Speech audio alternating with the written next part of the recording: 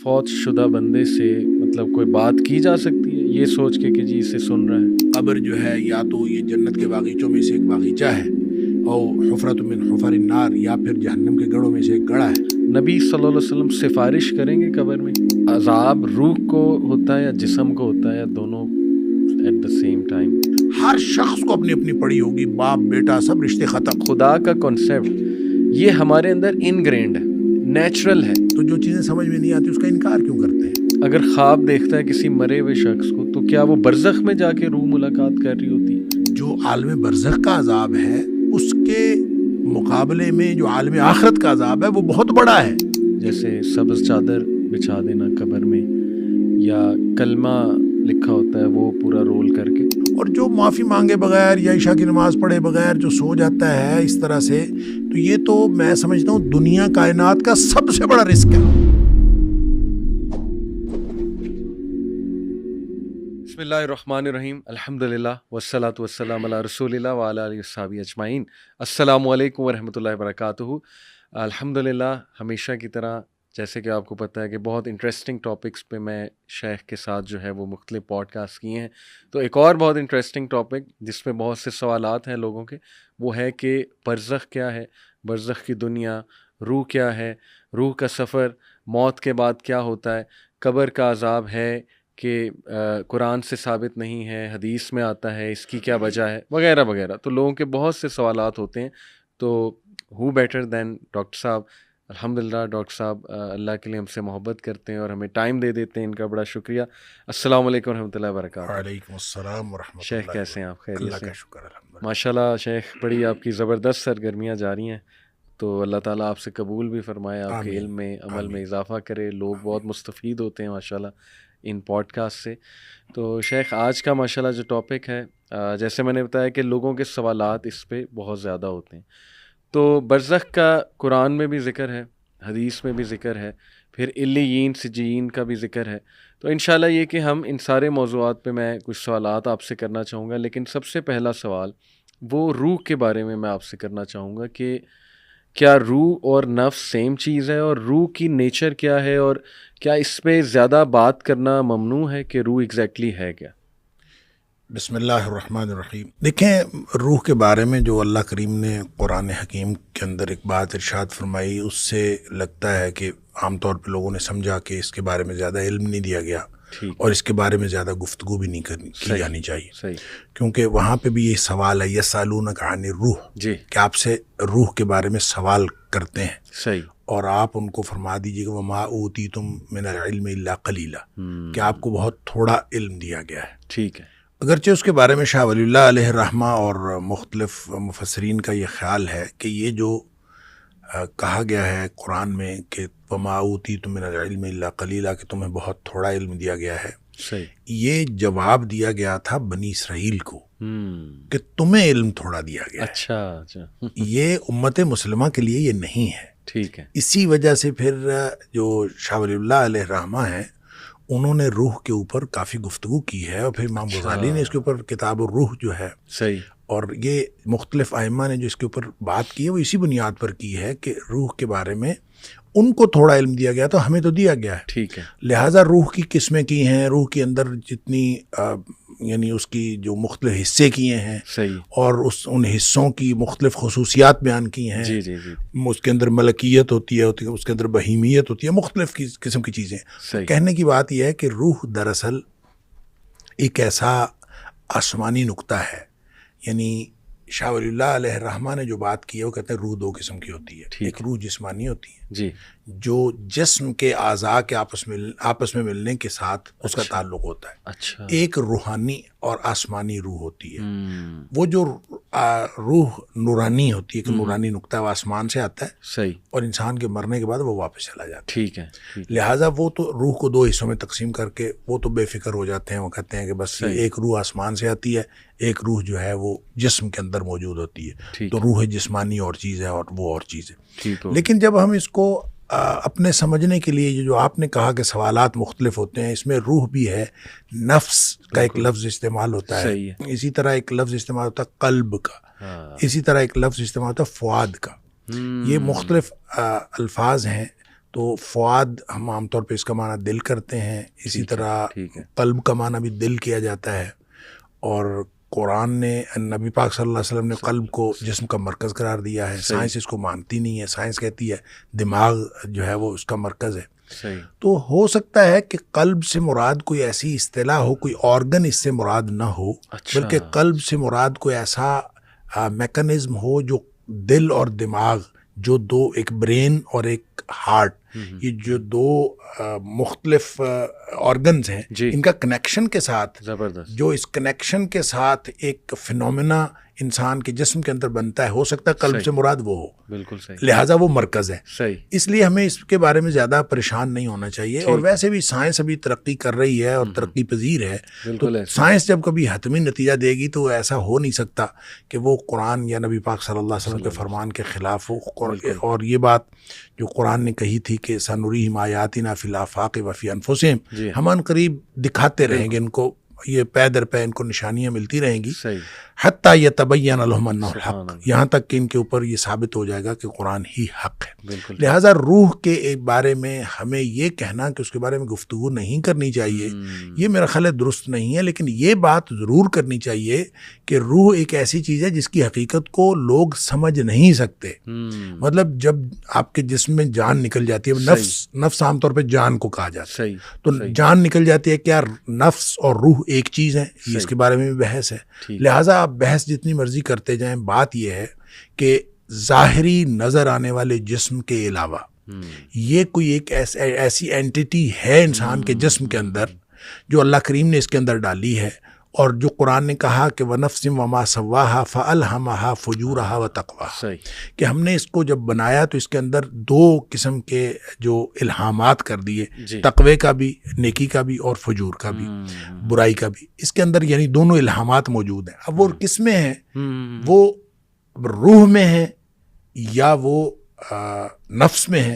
اگر یہ روح اور نفس دو مختلف چیزیں ہیں تو اس کا مطلب یہ ہے کہ پھر یہ روح اس کے اپنے تقاضے ہوں گے، نفس کے اپنے تقاضے ہوں گے. تو ایسا نہیں ہے. میرا خیال ہے یہ ایک ہی چیز ہے، ایک اینٹیٹی کے مختلف نام ہے یا مختلف قسم کی اس کی فنکشننگ ہے جس کی وجہ سے اس کے مختلف جگہ پہ مختلف نام ہے. لیکن ظاہری جسم جس کو ہم دیکھتے ہیں، اس کے علاوہ ایک ایسا انسان کے جسم کے اندر ایک ایسا حصہ ہے جو نظر نہیں آتا، اور نظر نہ آنے کی وجہ سے مغرب اس کے اوپر یقین نہیں کرتا. لہٰذا وہ جو سپرٹ جس کو ہم کہتے ہیں کہ ایک سپرٹ یا ایک سول ہے، اس کو وہ انکار کرتے ہیں. اس کے انکار کا نقصان یہ ہوا ہے کہ جسم کے تقاضے تو ملحوظ رکھے گئے ہیں، روح کے تقاضے ملحوظ نہیں رکھے گئے. اور اس کا نقصان یہ بھی ہوا ہے کہ پورا کا پورا جو ہمیں علمی ذخیرہ ملتا ہے مغرب سے، وہ سارے کا سارا جسم کے تقاضوں کو پورا کرنے کے لیے ہے، اور روح کا تقاضا جو ہے اس کے اندر مفقود ہے. لہٰذا آپ یوں کہہ سکتے ہیں کہ آدھی انسانیت وہ پردہ اخفاء میں رہتی ہے اگر آپ روح کے بارے میں بات نہ کریں. اور اسی طرح سے آدھی انسانیت کے تقاضے پورے نہیں ہوتے. جس طرح جسم کو غذا کی ضرورت ہے، اسی طرح روح کو غذا کی ضرورت ہے. تو روح کی غذا جو ہے وہی بتائے گا جس نے روح کے بارے میں پتہ بتایا، اور روح کے بارے میں بتایا جس نے. صرف اس وجہ سے تو ہم کسی چیز کا انکار نہیں کر سکتے کہ ہمیں نظر نہیں آتی. بہت ساری چیزیں ہیں جو نظر نہیں آتی، وہ ہیں. لہٰذا روح ہمیں نظر تو نہیں آتی لیکن وہ ہے، اور اس کا ایک تقاضا ہے. اور اگر روح کے تقاضے اسی بنیاد پر سارے کے سارے وہ یوں کہہ لیجئے کہ نظر انداز کر دیے گئے ہیں، اور صرف جسمانی تقاضے. اور وہ جو اقبال نے کہا تھا کہ شاخ نازک پہ جو آشیانہ بنے گا ناپائیدار ہوگا، تو وہ جو شاخ نازک ہے وہ ہے ہی صرف یہ کہ جسمانی مقاصد سامنے ہیں اور روحانی مقاصد موجود نہیں ہیں. لہٰذا اس بحث سے اصل میں جو نتیجہ نکلتا ہے وہ یہ کہ جب ہم ہر نظر نہ آنے والی چیز کا انکار کرتے ہیں تو آدھی انسانیت کے تقاضے وہ پس پشت چلے جاتے ہیں اور پس پردہ چلے جاتے ہیں، اور آدھی انسانیت کو آپ جسمانی طور پر جتنا مرضی کرتے رہیں. لہٰذا میرا خیال یہ ہے کہ جو روح موجود ہے اس کا اقرار بھی کرنا چاہیے اور اس کے تقاضوں کا خیال بھی کرنا چاہیے. اور لوگوں کا یہ جو سوال ہے، یہ سوال درست نہیں ہے کہ اگر ہر نظر نہ آنے والی چیز کا انکار کر دیں گے تو پھر بہت ساری چیزیں ہیں جس سے ہم محروم رہ جائیں گے. بالکل صحیح شیخ. دیکھیں یہ جو نفس کی 3 ٹائپس ہیں، نفس لوامہ، نفس امارہ، نفس مطمئنہ. میں ایک اسکالر کو سن رہا تھا، وہ اس طرح کہہ رہے تھے کہ روح اگر ہارڈ ویئر ہے تو یہ 3 چیزیں اس کا سافٹ ویئر ہے.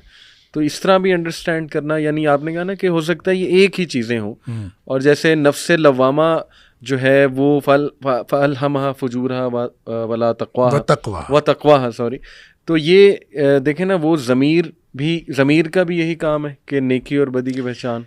اصل میں پتہ کیا ہے, یہ جو نفس لوامہ یا نفس مطمئنہ یا نفس امارہ, یہ جو 3 قسمیں, یہ تو قرآن کی 3 اصطلاحات ہیں, اس سے یہ نکال لی گئیں. اور جہاں بھی قرآن نے یہ تینوں اصطلاحات استعمال کی ہیں وہ دراصل فنکشننگ ہی کی بات ہے, جو میں پہلے بات کر رہا تھا کہ وہ نفس کی فنکشننگ ہے, کہ آپ جب ان النفس لامارۃ بالسوء, ٹھیک ہے, کہ یہ جو جسم ہے, یہ جو نفس ہے, یہ ہمیشہ برائی کی طرف دعوت دیتا ہے, الا ما رحم ربی, سوائے اس نفس کے جس کے اوپر اللہ کی رحمت ہو جائے. تو یہ برائی کی طرف دعوت دینے والا نفس کوئی الگ نفس نہیں ہے, یہ نفس کی ایک کیفیت ہے کہ یہ برائی کی طرف دعوت دے رہا ہو. جب یعنی الا ما رحم ربی کا مطلب یہ ہے کہ جب اس کے اوپر اللہ کی رحمت ہو جائے تو پھر وہ ختم ہو جائے گا, وہ معاملہ, اس کی کیفیت چینج ہو جائے گی. تو اس کا مطلب یہ کیفیات ہے. اسی طرح لفظ لوامہ جو ہے وہ بھی اسی طرح ملامت کرنے والا, جس کو آپ ضمیر کہہ لیں, آپ کوئی اور, وہ ملامت کرنے والا ہے, وہ بھی اس کی کیفیت ہے. ہم نے اس کو درمیان میں رکھ دیا کہ جو ملامت نہیں کرتا وہ امارہ ہے, جو ملامت کرتا ہے وہ لوامہ ہے. وہ نفس لوامہ, یہ جو قرآن نے قسم اٹھائی تو ملامت کرنے والے نفس کی.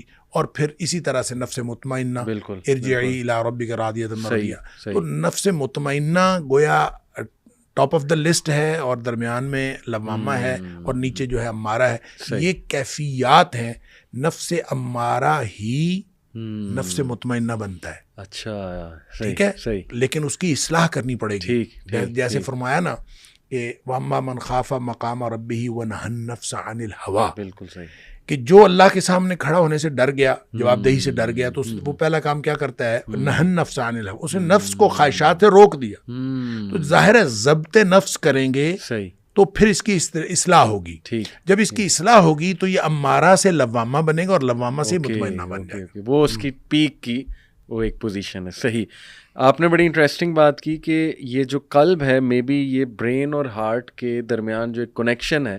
تو میں آڈینس کو کہنا چاہوں گا کہ ضرور پڑھیں اس پہ انٹرنیٹ پہ کہ نروس سسٹم آف ہارٹ, اس پہ آج کل گورے ریسرچ کر رہے ہیں کہ دل کا بھی ایک نروس سسٹم ہے. سرکولیٹری سسٹم تو ہے لیکن نروس سسٹم ہے. تو بڑی انٹرسٹنگ باتیں, اس کے اوپر کتابیں لکھی گئی ہیں, لیکن لوگ آرٹیکلز لکھے ہوئے ہیں. لیکن یہ بات ہے کہ دیکھیں سائنس والے بھی ایک عجیب کام کرتے ہیں. وہ جو بات انہوں نے تسلیم نہیں کرنی ہوتی, جس بندے نے کہی ہوتی ہے اس کو سائنسدان ہی تسلیم نہیں کرتے. ایسے ہی وہ کہتے ہیں کہ یہ بات تو اس نے کہی ہے, وہ کوئی اتھینٹک سائنسدان نہیں ہے. تو جس کی تسلیم کرنی ہوتی ہے وہ سائنسدان کو ڈگری تھوڑی ہے, بائسنس بڑی ہے اس میں. وہ جس کی بات تسلیم نہیں کرنی وہ کہتے ہیں یہ سائنسدان ہے ہی نہیں. تو ویسے تو اس کے اوپر بہت لکھا گیا ہے اور لکھا جا رہا ہے. صحیح. شیخ, اللہ سبحانہ و تعالیٰ قرآن میں ہمیں بتاتے ہیں کہ حضرت آدم میں اللہ نے اپنی روح پھونکی. تو ظاہر ہے اس کو لے کے کئی لوگ یہ سمجھے کہ ہم میں اللہ کا پارٹ ہے کچھ. تو یہ کون سی روح ہے جو اللہ سبحانہ و تعالیٰ نے پھونکی ان میں؟ تو یہ وہی تو روح ہے, وہی تو روح ہے. لیکن یہ اللہ کی روح تو نہیں ہے. نہیں, اللہ کی روح نہیں ہے. اللہ نے انسانوں میں روح پھونکی. دیکھیں جب لیکن مر روحی کے الفاظ, مر روحی, دیکھیں بات یہ ہے کہ ساری کائنات اللہ کی ہے. صحیح. صرف روح کیوں اللہ کی ہے؟ ٹھیک. ہر چیز اللہ کی ہے. ہر چیز اللہ کی. تو اللہ نے ہی ہر چیز بنائی ہے. صحیح. تو اس نے اپنی روح جو ہے وہ پھونک دی. روح اس کی ملکیت میں سے, اس کی کائنات میں سے, اس کی بادشاہت میں سے ایک چیز ہے جو اس نے انسانوں میں پھونک دی. صحیح. اب ظاہر ہے اس سے انسان اشرف المخلوقات بن گیا. جو ہی روح پھونکی تو آرڈر تھا کہ جو ہی روح پھونکی جائے گی تو فوراً جو ہے وہ سجدے میں گر جانا ہے. تو روح پھونکی گئی تو سجدے میں گر گئے. اب مسئلہ یہ ہے کہ اس میں ہم خواہ نقطہ افرینی کرتے ہیں. ایسا کوئی اعتراض والی بات نہیں. اللہ کی کائنات ہے, اللہ کی روح ہے, اللہ نے وہ انسان میں پھونک دی. اور وہ ایک ایکسٹرنل, ایک خارجی عنصر ہے جو انسان کے اندر آ گیا. پتلا بنایا تھا مٹی کا, اس کے اندر روح پھونکی تو اس کو آپ کہہ دیں جان پڑ گئی, اس کو آپ کہہ دیں زندگی آ گئی, آپ اس کو کہہ دیں روح آ گئی, آپ اس کو کہہ دیں نفس آ گیا, آپ اس کا کوئی بھی نام, اس کا دل دھڑکنا. دیکھیں نا سائنسدان کتنی اچھی بات کرتے ہیں, میڈیکل سائنٹسٹ, کہ آدمی فوت ہو گیا اور وہ حرکت قلب بند ہو جانے کی وجہ سے فوت ہو گیا. اب کتنی آپ اندازہ کریں کتنے لاجیکل وجہ جو بتاتے ہیں ہمیں. بالکل حرکت قلب بند ہوتی ہے تو بندہ مرتا ہے. ہاں ایسے ہی کامن سینس کی تو کامن سینس کی بات ہے. تو وہ کہتے ہیں حرکت قلب بند ہو جانے کی وجہ سے بندہ. بات اصل میں یہ ہے کہ یہ وہ چیزیں ہیں جو نہ ہماری سمجھ میں آتی ہے نہ سائنسدانوں کی سمجھ میں آتی ہے. تو جو چیزیں سمجھ میں نہیں آتی اس کا انکار کیوں کرتے ہیں؟ اب اس کا اقرار کریں. کیوں؟ جب ہمارے لیے تو اللہ کا شکر ہے, ہم اللہ کا شکر کریں کہ ہم وابستہ ہیں وحی الہی سے. صحیح. ہمارے پاس جواب ہے, ہمیں وہاں سے بتا دیا گیا ہے. ہمیں وحی الہی نے جو بات بتا دی, نظر آتی ہے نہیں نظر آتی, ہمارا اس کے اوپر ایمان ہے. تو اس لیے ہم کہتے ہیں کہ ایمان اتنی بڑی نعمت ہے کہ جس کو مل جائے اس سے بڑی اور نعمت کوئی نہیں ہے. تو ان کے لیے بھی کوشش کرنی چاہیے اور ان کو بھی کوشش کرنی چاہیے کہ وحی الہی کے ساتھ جڑ کے دیکھ لیں, ہو سکتا ہے ان سارے سوالوں کا جواب مل جائے. صحیح. میں ایک انٹرسٹنگ بات شیخ آپ سے شیئر کرتا ہوں اور آڈینس سے بھی, کہ یہ ہم سنتے ہیں نا الست کا جو پیکٹ تھا کہ اللہ سبحانہ و تعالیٰ نے تمام آدم علیہ السلام کے بچوں سے پیکٹ لیا تھا کہ کیا میں تمہارا رب ہوں. تو ایک 1990 کی دہائی میں یونیورسٹی آف کیلیفورنیا میں ریسرچ ہوئی, نان مسلم, اس کو جو لیڈ کر رہا تھا ریسرچ کو وہ ہندو نیورو سائنٹسٹ تھا. انہوں نے دیکھا یہ کہ ایپیلیپسی کے جو پیشنٹس ہیں, مرگی کا دورہ جنہیں پڑتا ہے, ان کے برین یہاں پہ فرنٹل لوب پہ سامنے پروبز لگائے, اور پروبز لگا کے پھر ظاہر ہے انہوں نے ان کے برین کو وہ اسٹڈی کیا, ایم آر آئی اسکین یا جو بھی وہ کرتے ہیں پروسیجر ہوتا ہے. تو انہوں نے نوٹ کیا کہ جب وہ لوگ ان کو ہوش آیا ایک دم سے تو وہ بہت اسپرچول فیل کر رہے تھے, اور ان کا یہ فرنٹل لوب جو تھا نا, جب اس کو ایکٹیو کیا گیا پروبز کے ذریعے, ذرا اس کو ایکٹیویٹی دی گئی تو وہ اللہ کی باتیں کرنے لگ گئے, گاڈ کی باتیں کرنے لگ گئے, اور وہ بہت زیادہ ایسی باتیں جو روحانیت سے جن کا بہت تعلق ہے.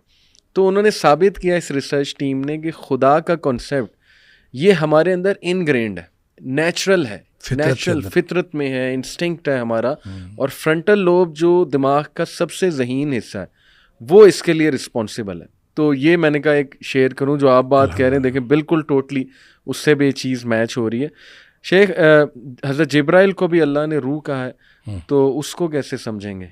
وہ تو صرف آپ یوں کہہ لیجئے کہ جبریل علیہ السلام کا ایک نام ہے, ٹھیک ہے, روح الامین. اچھا. تو ان کو جب روح کہا ہے تو یہ صرف ان کا نام رکھا ہے. دیکھیں فرشتہ جو ہے وہ ویسے تو ایک نورانی مخلوق ہے, تو اگر ان کو روح کہا جائے کہ وہ اس قبیل کی چیز ہے تو بھی بات ٹھیک ہے, ٹھیک ہے, کوئی سی قبیل کی چیز ہے, ٹھیک ہے. اور لیکن اگر اس کو قرآن نے روح الامین کہا, اور جہاں بھی قرآن نے روح کا ذکر کیا اس طرح سے کہ اس کو ایک پرسنالٹی کے طور پر, تو اس سے مراد جبریل امین ہے.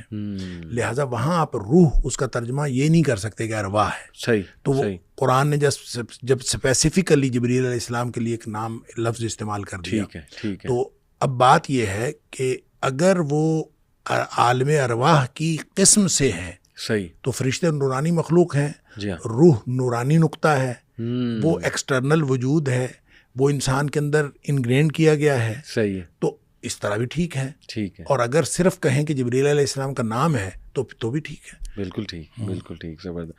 اچھا, یہ میں آپ کو بتاؤں کہ اب سائنس اس کا تو انکار کرتی ہے جی کہ سول نہیں ہے, اس کی کوئی ہمارے پاس اوتھینٹک وہ نہیں ہے, ایویڈنس نہیں ہے.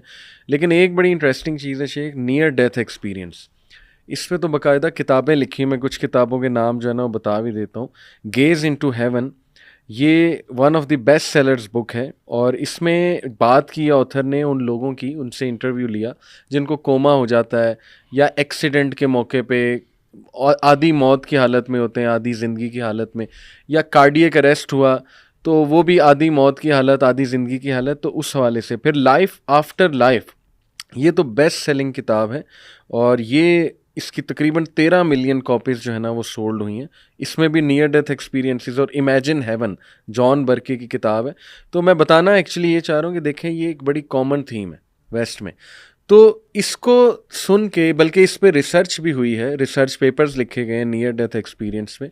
تو اس کو سن کے جو ہے نا وہ اب سائنٹسٹ یہ کہتے ہیں کہ دیکھیں مے بی برین میں کانشیسنیس جو ہے نا, یعنی جو وہ روح کو کانشیسنیس کہہ رہے ہیں ان شارٹ, تو وہ کہتے ہیں کہ جب انسان مر جاتا ہے, بات مے بی سے شروع ہوتی ہے. ہاں مے بی وہ ظاہر ہے آپ کو پتہ ہے کہ آپ نے جو بات کی کہ اگر وہ اسی بات کو مانیں گے جو ان کے اس آئیڈیالوجی کے ساتھ فٹ بیٹھ رہی ہے, ورنہ وہ کوئی اور نام اسے دے دیں گے. جیسے اسٹیفن ہاکنگ انٹیلیجنٹ ڈیزائن کو مانتا تھا, لیکن وہ اتنا اس میں بائسنس تھی, اس نے کہا کہ نہیں گاڈ نہیں ہے, یہ کوئی انرجی ہے, تو وہ انرجی پہ ڈال دیا سارا اس نے. تو اسی طرح دیکھیں یہ انہوں نے بتایا کہ نیئر ڈیتھ ایکسپیرئنس جنہیں ہوتا ہے ان لوگوں کو نا روشنی سی نظر آتی ہے, ایک ٹنل بہت لمبی سرنگ سی نظر آتی ہے اور اس میں بڑی سپیڈ سے جا رہے ہیں, پھر آگے لائٹ ہوتی ہے, پھر کوئی مسکرا کے انہیں مل رہا ہے. یعنی اس طرح کی عجیب و غریب انہوں نے باتیں اٹھ کے کی کہ ہمیں یہ دکھائی دیا, ہمیں یہ نظر آیا. تو اس کو دیکھ کے سائنٹسٹ یہ کہتے ہیں کہ دیکھیں جب انسان مر جاتا ہے تو 1 گھنٹے تک برین اس کا زندہ رہتا ہے. تو برین جیسے خواب کریٹ کر سکتا ہے, اسی طرح یہ سینز بھی کریٹ کر سکتا ہے. لیکن حیران کن بات یہ کہ سب کو ہی سیم سینز, ملتے جلتے سینز جو ہے نا وہ نظر آتے ہیں. تو آئی تھنک یہ بھی بڑی انٹرسٹنگ چیز ہے کہ واقعی کچھ تو ہے. دیکھیں بات یہ ہے کہ اللہ تعالیٰ نے نیند کو موت کی بہن قرار دیا. صحیح. اور بلکہ قرآن میں اللہ تعالیٰ نے فرمایا کہ موت ہے, نیند بھی موت ہے. صحیح. فرق صرف اتنا ہے کہ اس کے بعد انسان کی دوبارہ زندگی ہو جاتی ہے, اس کے بعد نہیں ہوتی. اور ہمیں جو دعائیں وغیرہ سکھائی گئی ہیں سوتے وقت کی, ان کے ساتھ ان کے اندر بھی یہی کچھ ہے. صحیح. کہ اللہم بسمک اموت و احیا, بسمک ربی وضعت جنبی فبک ارفعہ ان امسکت نفسی فارحمها وان ارسلتها فاحفظها بما تحفظ بعبادک الصالحین. کہ اللہ میں تیرے نام پر مر رہا ہوں. صحیح. یعنی مرنے کے لیے تیار. سبحان اللہ. اب میں تیرے نام پر زندہ رہوں, زندہ اٹھوں گا. صحیح. اگر تو مجھے دوبارہ نہ اٹھائے, اس کو روک لے, مطلب روح تو نکل گئی ہے. صحیح. صحیح. اگر تو اس کو روک لے تو پھر اس کے اوپر رحم کرنا. صحیح. اور اگر تو اس کو واپس کر دے صحیح. تو پھر اس کے اوپر اسی طرح سے فضل کرنا جس طرح تو کرتا ہے اپنے نیک بندوں کے اوپر. اب یہ دیکھیں یہ بالکل کلیئر کٹ ہے کہ یہ موت بھی جو ہے, یہ نیند جو ہے یہ بھی موت. تو اس کے درمیان میں ایک ہے بے ہوشی. صحیح. صحیح. کہ آپ سینس لیس ہو جاتے ہیں کسی وجہ سے. اچھا, نیند کے خواب تو آپ سب نے, ہم سب نے ایکسپیرینس کیے ہیں. یہ بے ہوشی والے خواب کبھی ایکسپیرینس نہیں ہوتا عام طور پر. مجھے ایک دفعہ یہ ایکسپیرینس ہوا خود. اچھا. کہ مجھے ایکسیڈنٹ ہوا تو پاؤں میں چوٹ لگی. صحیح. اور کوئی ایسا مطلب زخم آیا کہ بہت ایک خون کا فوارہ تھا, بالکل پھوٹ رہا تھا. اچھا اچھا. خیر میں وہاں یہ جو ڈیوائیڈر ہے سڑک کا اس کے اوپر بیٹھ گیا, تو وہ بیٹھنے کی وجہ سے ٹانگ چونکہ نیچے تھی نا تو خون اور زیادہ نکلا. اچھا, اس دوران مجھے یہ یاد ہے کہ میں ڈیوائیڈر کے اوپر بیٹھا. صحیح. اور اس کے بعد مجھے کچھ نہیں یاد. اچھا. اس کے بعد کیا یاد ہے وہ میں بتاتا ہوں آپ کو. جی. وہ ایک بڑی خوش کن اور خوشگوار, اچھا, ایسی شاندار, میں جیسے ہواؤں میں اڑ رہا ہوں اور بالکل اس طرح کا. مطلب آپ پہلے جب میں بیٹھا تھا تو ایکسیڈنٹ کے بعد آپ کو پریشانی, سڑک پہ پڑے ہوں آپ تو کتنی پریشانی ہوتی. پھر جو ہی مجھے ہوش آیا ہے تو میں سڑک پہ لیٹا ہوا تھا اور ارد گرد لوگ تھے اور وہی پریشانی پھر شروع ہو گئی. اچھا, اس کے درمیان میں بڑا ہی پرسکون وقت ہے. اچھا, ویری انٹرسٹنگ. تو میں یہ کہتا ہوں کہ اگر موت ایسی ہے تو انشاءاللہ وہ تو راحت کا سامان ہے. جیسے نبی پاک صلی اللہ علیہ وسلم نے فرمایا, وہ صبح شام کی دعاؤں میں جو دعا آتی ہے, اللہم اصلح لی دینی الذی هو عصمت امری واصلح لی دنیای التی فیہا معاشی واصلح لی آخرتی التی فیہا معادی واجعل الحیات زیادۃ لی فی کل خیر واجعل الموت راحۃ لی من کل شر. اللہ میری موت کو ہر قسم کے شر سے راحت کا سامان بنا دے. تو اس کا مطلب ہے موت, جب مومن کی موت آتی ہے نا تو وہ تو خوش کن ہے. صحیح. اور ایک بڑے خوشگوار تجربہ ہے. اور اس کے بعد بلکہ وہ جو حدیث کے اندر آتا ہے کہ مومن کو تو موت سے پہلے اس کے کان میں خبر دی جاتی ہے. اچھا. موت کا فرشتہ آ کے کان میں کہتا ہے اے پاکیزہ روح, صحیح, نکلو. صحیح. اب اس کو کہا جا رہا ہے نکلو. صحیح. ابھی وہ نکلی نہیں ہے.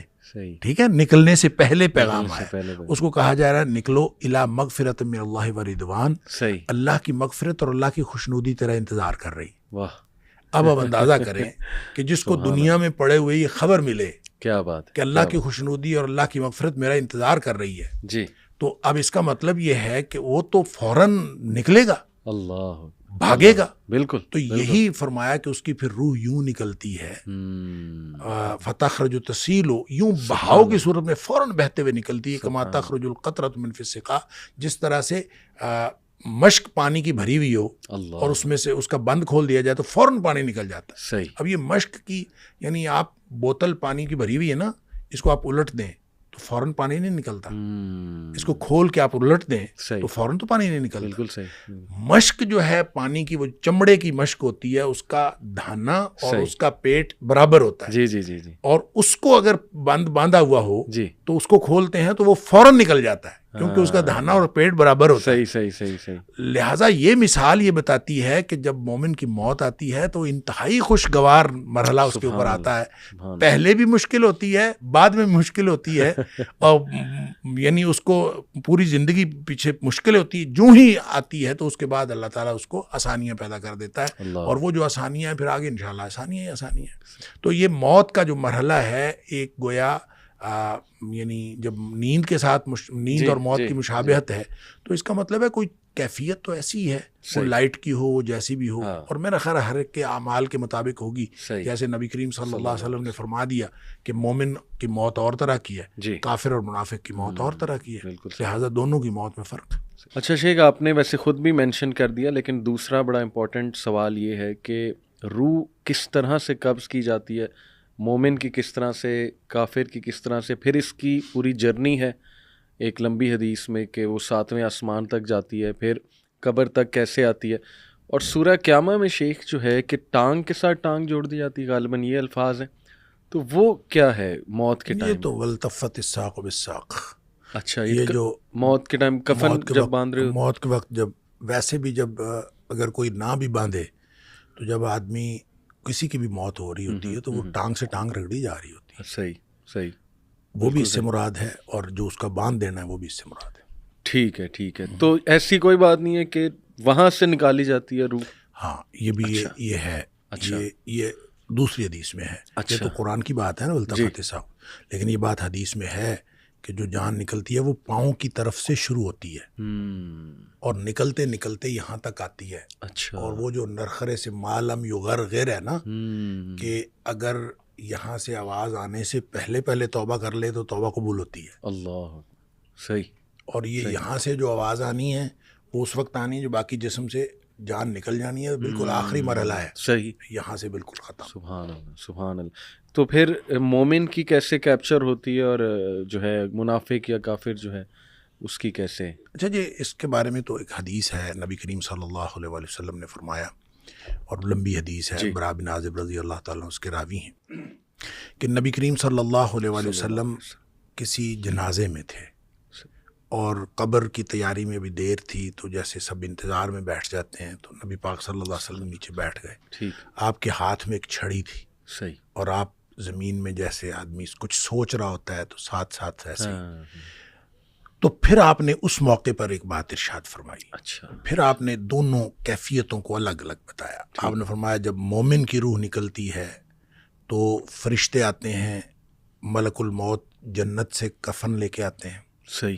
اور وہ, جیسے میں نے پہلے بھی عرض کیا کہ وہ آ کے فرشتے سارے اپنی اپنی ڈیوٹیاں لگ جاتی ہیں, اور پھر وہ اس کے کان میں آ کے کہتا ہے ایتھا النفس الطیبہ, اے پاکیزہ روح, صحیح, نکلو.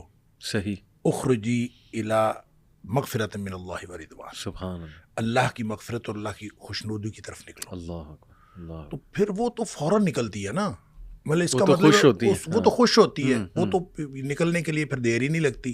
اور وہ جیسے پانی کی مشک بھری ہوئی ہے تو بند کھول دیا جائے, تخرج تسیل کما تخرج القطرۃ من فی السقا, وہ نکل جاتی. ٹھیک. تو دوسرا جو ہے, جب وہ مومن کے علاوہ کافر اور منافق کی موت کے لیے جب فرشتے آتے ہیں تو نبی کریم صلی اللہ علیہ وسلم نے فرمایا وہ جہنم سے بدبودار کفن لے کے آتے ہیں. اب اس طرح ڈیوٹیاں لگ جاتی ہیں, سب بیٹھ جاتے ہیں, تو وہ جو ملک الموت ہے وہ اس کے کان میں آ کے کہتا ہے ایتھا النفس الخبیثہ, اے ناپاک روح, نکلو, اخرجی, باہر نکلو, الی سخط من اللہ وغضب, اللہ کی ناراضگی اور اللہ کے غضب کی طرف نکلو. اللہ کی ناراضگی اور اللہ کا غضب تیرا انتظار کر رہا ہے. آپ اندازہ کریں جس کو یہ کہا جائے اور ادھر دنیا میں پڑے ہوئے اس کو یہ خبر مل جائے کہ اللہ کی ناراضگی اور اللہ کا غصہ میرا انتظار کر رہا ہے، تو وہ کیوں نکلے گی؟ جی ہاں جی ہاں. پھر نبی پاک صلی اللہ علیہ وسلم فرمایا فتفرق فی جسدہ، وہ پھر جسم کے اندر چھپتی پھرتی ہے، کبھی ادھر جاتی کبھی ادھر. اس کا مطلب ہے ایک اینٹی ہے نا، بالکل روح ایک چیز ہے، اس کی بھی ایک پوری سمجھ ہے. ہاں جی، وہ بھاگتی پھرتی ہے. فتفرق فی جسدہ، جسم کے اندر بھاگتی پھرتی ہے، باہر نہیں نکلتی. تو پھر فرشتے جو ہیں وہ فینزعہ،